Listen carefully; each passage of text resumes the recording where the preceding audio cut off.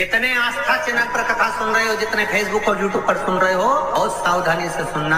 शुक्रवार के दिन अगर शंकर के मंदिर में जल चढ़ाया जाए तो नारी का अखंड सौभाग्य होता है। दुनिया का कितना भी दरिद्र व्यक्ति हो,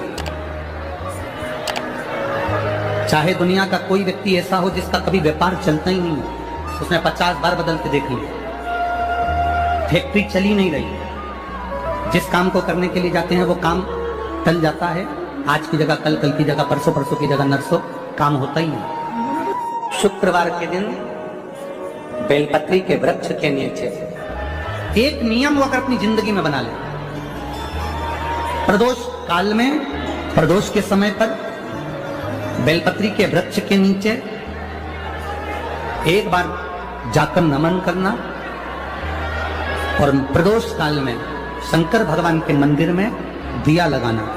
ये दो चीजें अगर वो 3 महीना भी लगातार कर ले तो उसके जीवन में कभी कोई समस्या आ ही नहीं सकती, कोई दुख आ ही नहीं सकती। शुक्रवार के दिन बेलपत्री के वृक्ष के नीचे बैठकर घृत का दिया लगाकर शरीर में जो रोग है उसका स्मरण कर कर शंकर जी से विनय कर कर, हे भोलेनाथ, आपने शुक्र देवता को संजीवनी मंत्र दिया है, तो क्या आप मेरे को वो मंत्र प्रदान नहीं करोगे?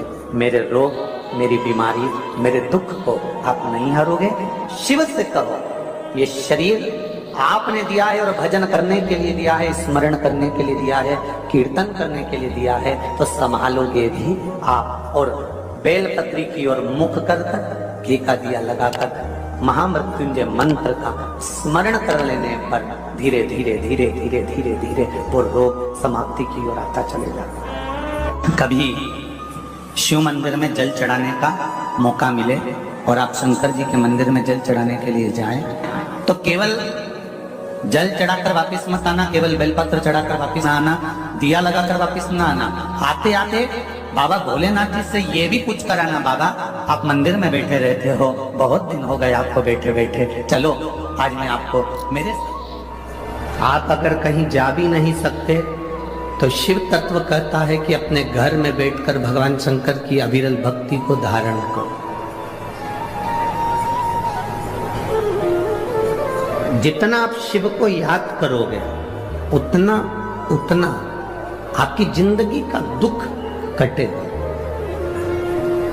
शिव महापुराण में कथा आती है कि माता सती यज्ञ की अग्नि में कूद कर अपने प्राणों को त्याग दिया।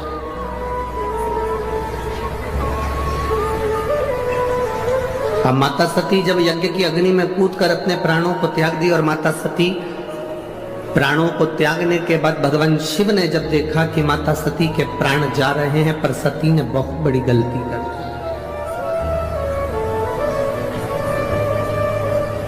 ये सती ने जो गलती करी, संसार का कोई व्यक्ति ऐसी गलती ना करे जो सती कर गई, जो माता सती ने करा। क्या गलती सती ने करी? सती ने सबसे बड़ी गलती माता सती ने करी कि यज्ञ की अग्नि में सती कूद गई।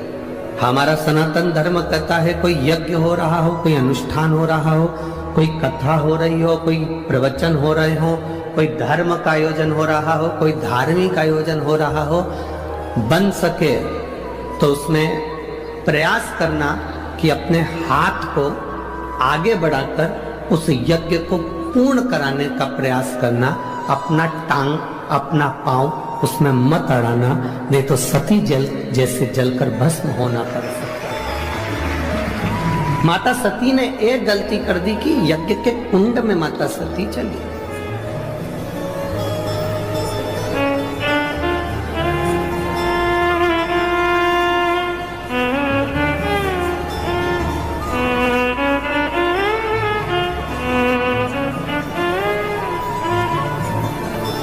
आज हम जब कल रात्रि को यहाँ पहुंचे तो सुबह सुबह एक भैया प्रश्न कर रहे थे, यही सांसद जी के यहीं से कोई होंगे सेवादार भाव वाले, उन्होंने प्रश्न किया, गुरुजी आप कहते हो कि मनुष्य को हमेशा सत्य बोलना चाहिए, सत्यम शिवम,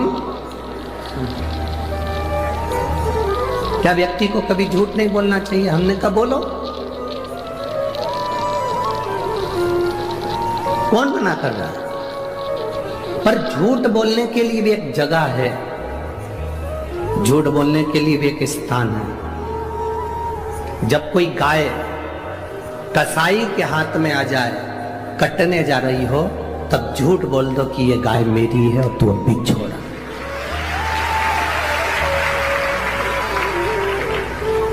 झूठ बोलने के लिए भी एक स्थान बताया गया है कि उस स्थान पर झूठ बोल दो।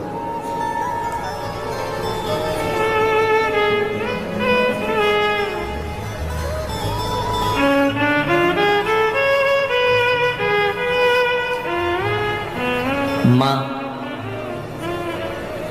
अपने बच्चे को जब डराती है, अपने बच्चे को कुछ कहती है तो एकदम डराते डराते कह देती है बाऊ आ जाएगा। बच्चे को भय हो जाता है, डर जाता है, बच्चे में भय उत्पन्न हो जाता है कि बाऊ आएगा।